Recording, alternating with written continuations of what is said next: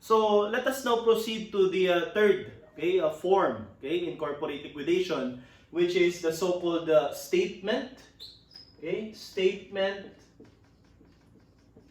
of realization and liquidation. Liquidation.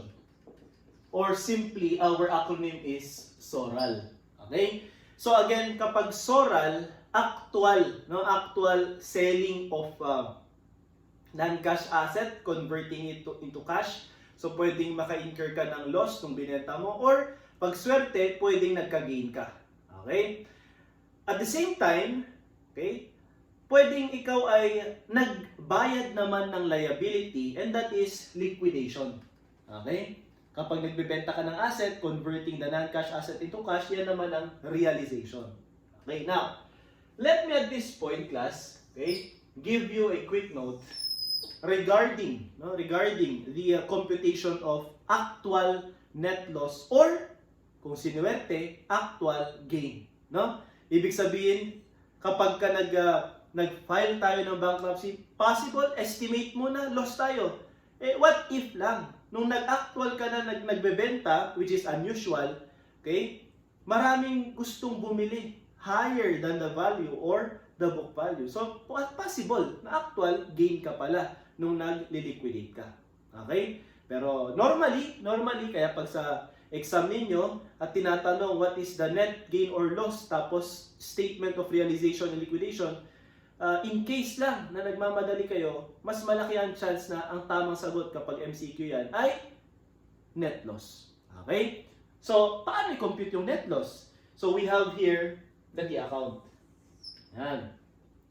So, una class, tandaan ninyo, the normal balance of asset ay debit. So, ilagay mo muna dito, asset, asset to be realized. Okay? Yung mga assets na ibebenta mo para maging cash. Ulitin ko class para maging cash. Para mas madaling i-distribute. Ngayon, ibig sabihin, hindi kasama dito sa assets na ito yung cash balance. Tandaan yan class ha? Okay? Our acronym here is A to B R. Okay? Assets to be realized, hindi kasama ang cash balance. Next, during the process of liquidation, possible na nagbenta ka ng non-cash asset, pero hindi ka pa binayaran agad ng cash. Example, binenta mo inventory, debit cost of goods sold, credit inventory, pero instead of debiting cash, crediting sales, on account niya binili. Receivable yon. So, ibig sabihin, meron kang additional assets acquired. Okay? Assets acquired. Hindi po ito class, tanggalin natin sa isip natin na nag-liquidate na, bibili pa ng additional inventory. Hindi ganon. Nag-liquidate na, bibili pa ng equipment, gagawa pa ng building. No, hindi ganon. Okay? Ito po yung asset acquired during liquidation na normally receivable. O kaya naman, kung hindi accounts receivable, interest receivable. Di ba? Okay? May interest income ka, may interest receivable. Ayan. So, aside from asset, sa kabila naman, liabilities. So, nandito naman ang tinatawag nating liabilities, to be liquidated. Yung mga babayaran nating liabilities, bank loan, salaries payable, taxes payable, accounts payable, notes payable, etc. Okay? So, ito po, L to BL. Ayan. So, dito, A to BR, o kaya naman AA, asset acquired. At syempre, hindi natin maiwasan na baka naman ikaw yung may kailangang bayaran na hindi mo pa binabayaran ngayon at naidagdag this period ng liquidation, such as interest expense. Di ba? Interest expense, credit interest, liability or payable. Okay? So, pwede tayo dito na magdagdag ng liabilities assumed, or incurred. Yan. So, LAI, lie. Okay? Siyempre, hindi nagtatapos dito. Yung asset mo na kailangan mo i-realize, what if nabenta mo na? So, i-credit mo na siya. Debit cash, example, equipment, debit cash, nabenta mo, credit equipment. Okay? Kapag nabenta mo ng palugi, debit loss on sale. Pag kumita ka, credit gain on sale. So, ibig sabihin, meron ka ditong assets realized. Okay? Realized. So, AR. Yes, sir. Paano pag hindi ko nabenta during the month yung lahat ng assets to be realized? What will happen? O, ilagay mo pa rin sa credit, pero hindi siya part ng assets realized. Part siya ng assets, okay, not realized. Okay? And this A and R, lalagyan ko to ng box, signifying that these assets not realized will become your assets to be realized next month. Okay? So kung January, hindi siya nabenta ngayon, siya naman ang i-convert mo at ibebenta mo sa February. Magiging assets to be realized naman siya. Okay? Or kung ano yung period ng liquidation mo. Same with liabilities. Alamin mo kung magkano ang liabilities, okay, liquidated. Sir, bakit ko dinidebit yung LL, liabilities liquidated? O class, pagka ba nagbayad ka ng liability, what is your entry? O, debit ka ng payable. Example, salaries payable, debit, credit, cash. Taxes payable, credit, cash. Notes payable, credit, cash. Bonds payable, credit, cash. Okay? Sir, paano pag hindi ko naman nabayaran lahat? Example, sa lahat ng na-enumerate nating liability or payable, yung taxes at salaries lang nabayaran ko. Then, magiging part class ng liabilities, okay? Liabilities not liquidated, okay? Yung balance na yan. Okay? L, N, L. Like asset not realized, lalagyan ko rin po ito ng box. Anong ibig sabihin yan? Magiging liabilities to be liquidated siya the next period ng liquidation. May space pa po, no? Anong ibig sabihin nito, sir? Ibig sabihin nito, meron ka pang idadagdag. Kung mapapansin nyo, asset, asset, layab, layab, layab, layab, asset, asset. Puro balance sheet accounts. Di ba? Paano kapag ka may income statement account na affected due to such liquidation? Such as cost of goods sold. Di ba? Credit inventory. Inventory balance sheet account, real account, cost of goods sold, income statement account, nominal account. Kaya, maglagay ka dito ng supplemental, okay, debit.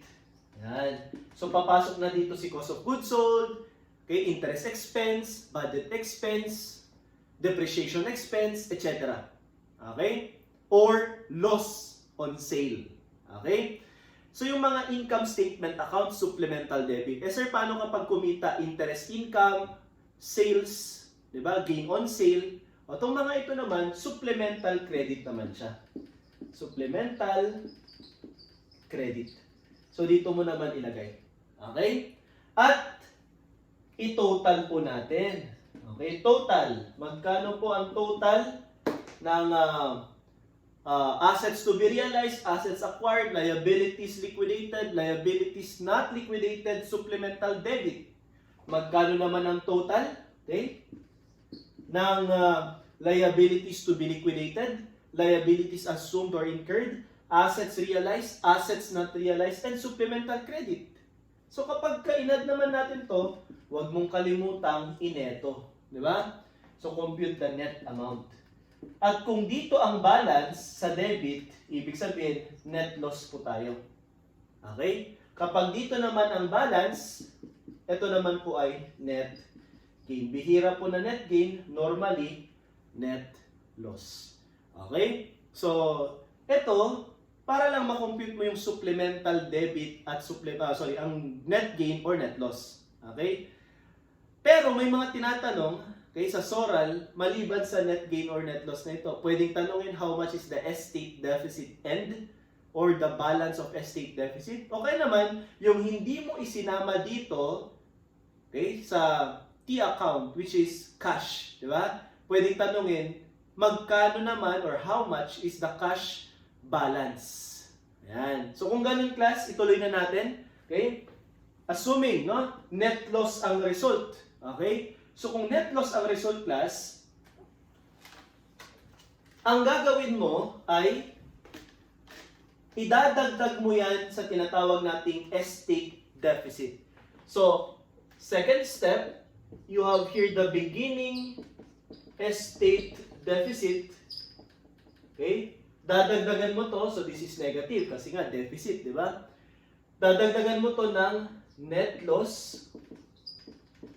Okay? Ayan ha. O kaya naman, kukontrahin mo net gain. Okay? So normally, add yan. Okay?